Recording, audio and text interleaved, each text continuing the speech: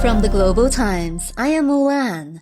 Welcome to the GT Podcast with Mulan, a one-stop shop for the Global Times take on top China and global news. In today's podcast, Governor of the U.S. state of California, Gavin Newsom's trip to China draws widespread attention, highlighting vast China-U.S. cooperation on the local level. Even as some U.S. officials are seeking to stabilize ties with China through talks, other U.S. politicians are accusing China of being evil. It is indeed U.S. politicians that need to stop their evil thoughts. China has announced a plan to issue an additional 1 trillion yuan in treasury bonds, only the fourth time the country increased the deficit during the year, offering a great boost for the ongoing economic recovery.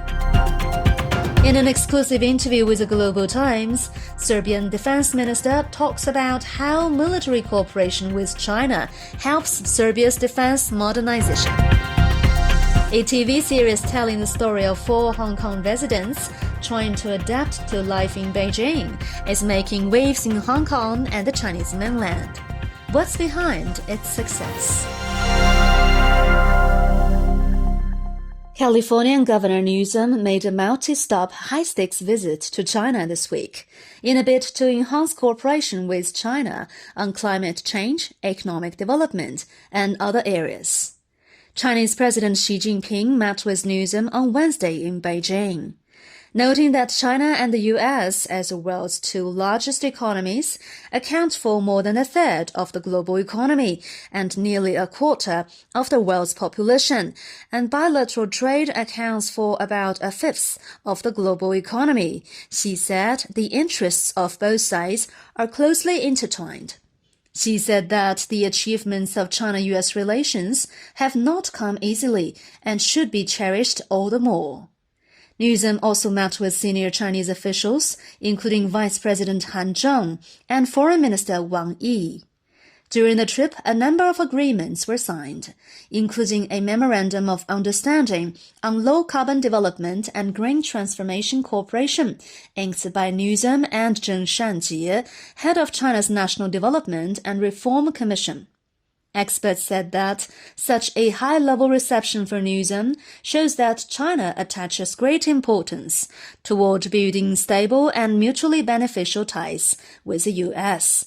and values its relationship with U.S. states, as well as people-to-people friendship between the 2 countries.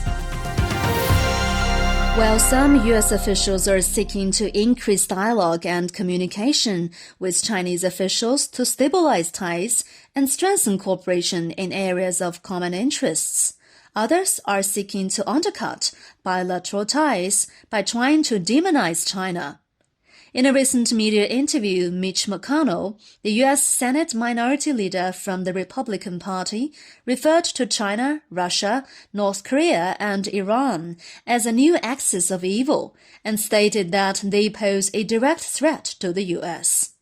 This rhetoric, reminiscent of the fanatic and cruel language of the medieval European Inquisition, coming from a prominent politician of the most powerful nation in the 21st century, being used to describe China, a major trading partner of over 140 countries and regions, is both absurd and deeply concerning, a Global Times editorial pointed out.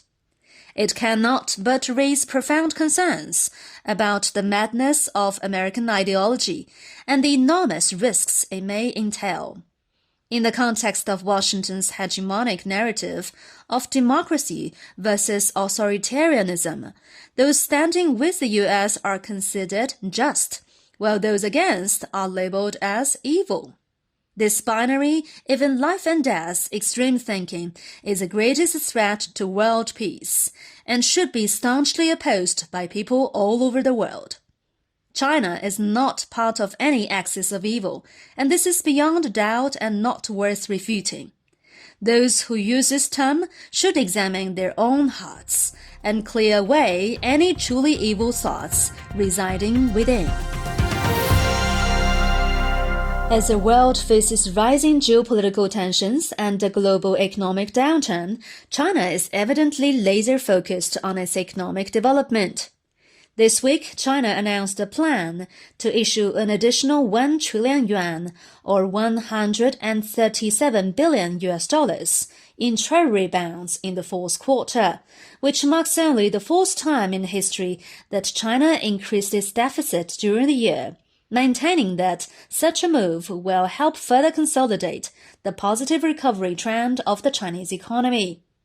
While officials maintained that the funds will be used in 8 specific areas, including post-disaster reconstruction, key flood prevention projects, and high-standard farmland construction, they will also greatly help boost the ongoing economic recovery.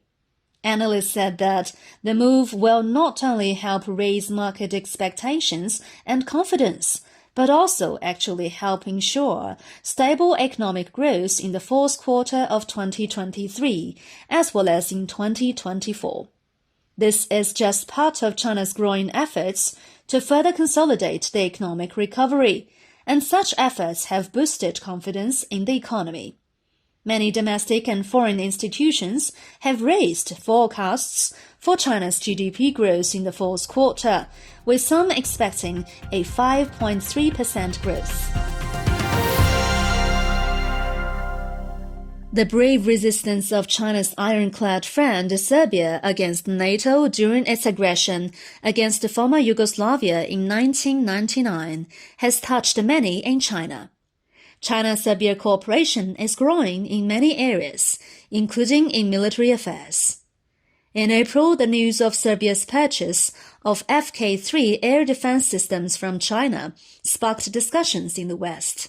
Serbian Deputy Prime Minister and Minister of Defense Milos Vučević shared his views on this and other hot-button issues in a recent exclusive interview with Global Times. The defense minister expresses deep gratitude to China for its wholehearted support of Serbia's sovereignty and territorial integrity and reaffirms its adherence to the One China principle.